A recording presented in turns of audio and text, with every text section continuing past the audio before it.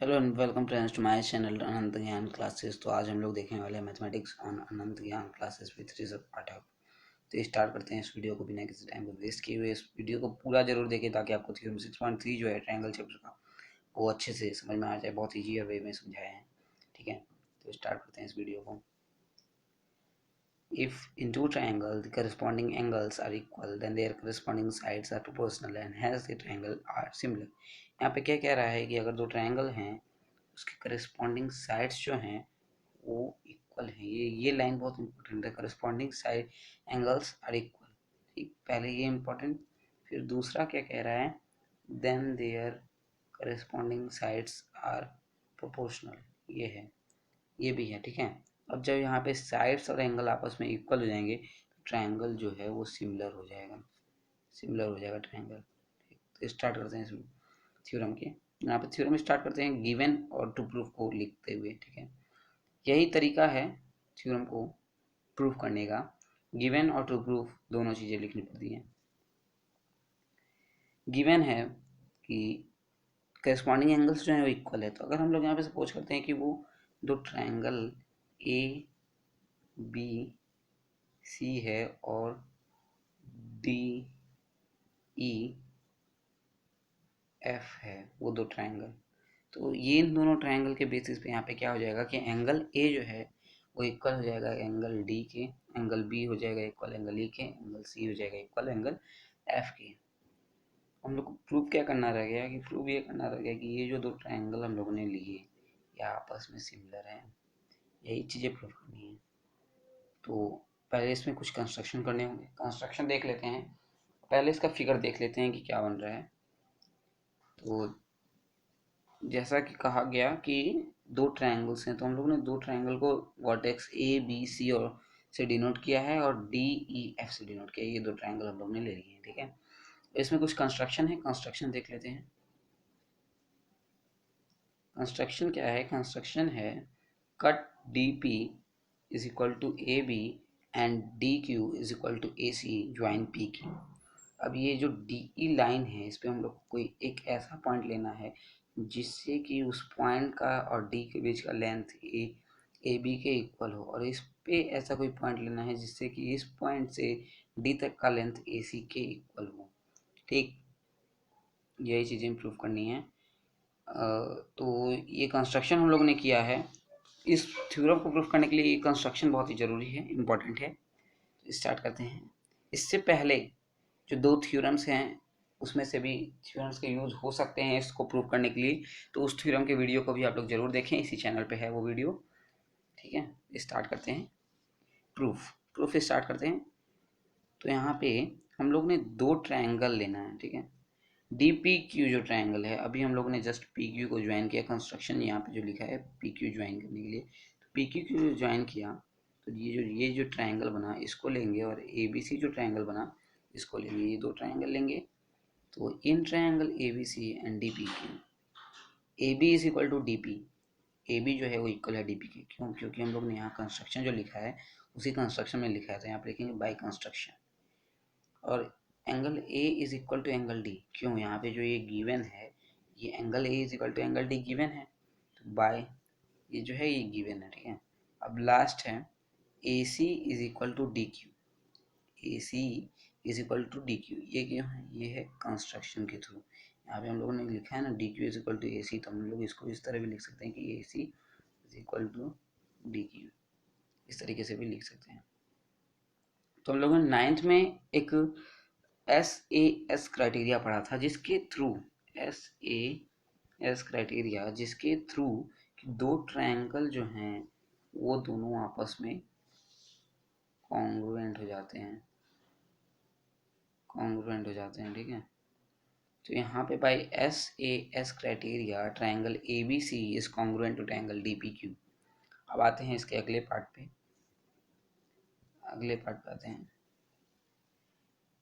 अब हम लोग ने ये भी देखा है कि अगर दो ट्रायंगल आपस में कॉन्ग्रुएंट हैं तो बाई सीपीसीटी, सीपीसीटी का फुल फॉर्म क्या है? Corresponding part of congruent triangle. By CPCT angle B is equal to angle P. जो सारे एंगल्स होंगे वो आपस में इक्वल हो जाते हैं, तो एंगल बी जो है वो इक्वल हो जाएगा एंगल पी के। अब हम लोग को गिवन क्या था, गिवन हम लोग को था कि एंगल बी जो है वो इक्वल है एंगल ई के, ये हम लोग को गिवन था। तो अगर LHS पार्ट इक्वल हो तो RHS पार्ट भी आपस में इक्वल हो जाता है, ठीक है। तो यहाँ पे एंगल P भी इक्वल है एंगल B के, एंगल E भी इक्वल है एंगल B के। तो यहाँ पे इन दोनों के थ्रू हम लोग ये कह सकते हैं कि एंगल P जो है वो इक्वल है एंगल E के। अब ये दोनों करस्पॉन्डिंग एंगल्स हैं, ठीक है। तो इसके थ्रू हम लोग ये कह सकते हैं कि PQ जो लाइन है वो पैरेलल है EF के पैरेलल हैं, क्योंकि करस्पॉन्डिंग एंगल्स जो होते हैं वो इक्वल होते हैं पैरेलल लाइंस के। तो ये PQ जो लाइन है वो पैरेलल है EF के। अब हम लोगों ने कहा था कि थ्योरम 6 और 6.2 का भी इसमें यूज हो सकता है। तो यहाँ पे 6.1 थ्योरम जो हम लोगों ने पढ़ा है उसी का यूज हुआ है, थेल्स थ्योरम कहते हैं उसको। तो थेल्स थ्योरम जो कहते हैं, तो उसके थ्रू हम लोग को ये रहता है कि अगर किसी ट्रायंगल में कोई एक लाइन है जो कि एक साइड के पैरेलल है, तो वो दो साइड्स को इक्वल रेशियो में डिवाइड करेगी, यही है।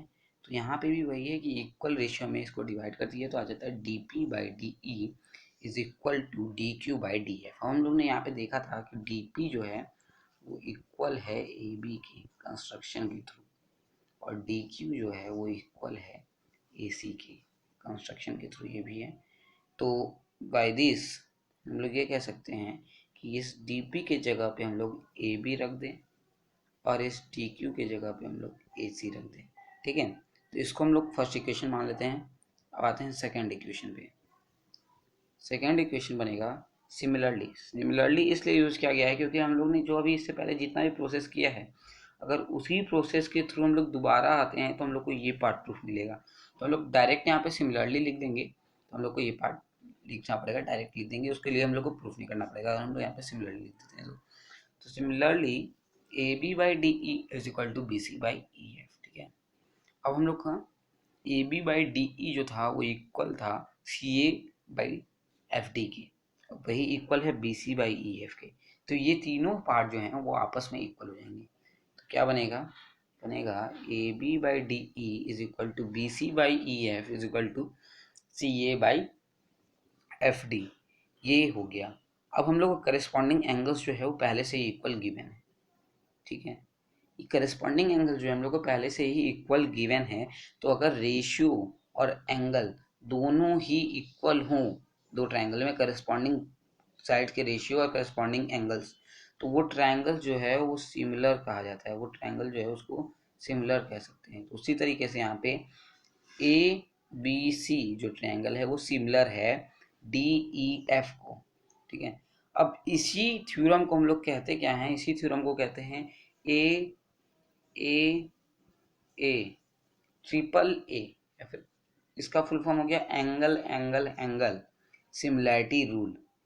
इसी थ्योरम को हम लोग कहते हैं angle angle angle similarity rule. अब इसी थ्योरम का एक कोरोलरी है, उसको देख लेते हैं वो क्या है। अब जब हम लोग उसकी बात करते हैं तो उसका स्टेटमेंट देखना जरूरी है, तो स्टेटमेंट देखते हैं उसका। स्टेटमेंट कह रहा है उसका कि if two angles of one triangle are respectively equal to angles of another triangle, means अगर यहाँ पे एक ट्रायंगल ये बन गया, अब एक ट्रायंगल ये बन गया, अब ये दोनों आपस में, ये करस्पॉन्डिंग एंगल ये भी इक्वल है, ये भी इसके इक्वल है, ये दोनों आपस में इक्वल है, तो इसका जो ये दोनों ट्रायंगल हैं ये आपस में सिमिलर होंगे, यही कह रहा है, हम लोग को यही बताना है। तो इसके लिए कुछ ज़्यादा नहीं है, अगर हम लोग इसको भी कोई भी कांस्टेंट ही मान लेते हैं, तो यहाँ पे हम लोग अगर इसको 60 डिग्री मान लिए और इसको 50 डिग्री मान लेते हैं, तो ये दोनों तो आपस में इक्वल है, मीन्स ये भी हो जाएगा 60 डिग्री, ठीक, और ये भी हो जाएगा 50 डिग्री, क्योंकि ये दोनों तो इक्वल है। तो अब जब ये पार्ट निकालना है तो हम लोग को यही करना होगा कि 60 प्लस 50 माइनस 180, क्योंकि इंटरनल जो होते हैं, इंटरनल एंगल का सम जो होता है वो 180 डिग्री के इक्वल होता है, यही करना रहता है।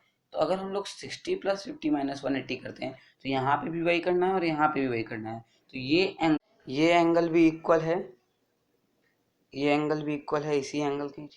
जब ये तीनों एंगल्स आपस में इक्वल हो जा रहे हैं, मीन्स कि दो ट्रायंगल, यहाँ पे angle A is equal to angle D, angle B is equal to angle E, और angle C is equal to angle F.